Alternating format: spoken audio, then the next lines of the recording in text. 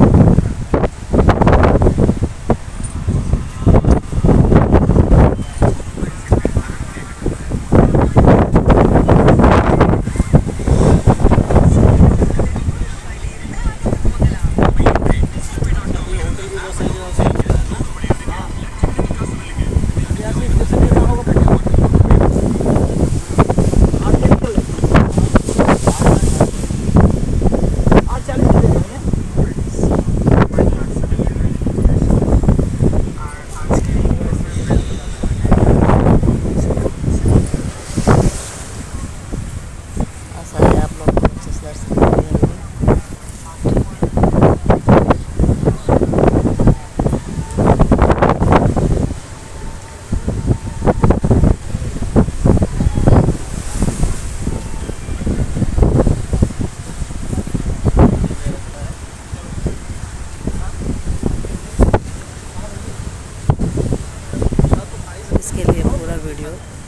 इसके लिए पूरा वीडियो देखिएगा। इसके लिए पूरा वीडियो देखिएगा, तभी समझ में आएगा। देख, बहुत ही अच्छा नज़ारा है यहाँ पर, बहुत ही सुंदर नज़ारा है, देखिएगा।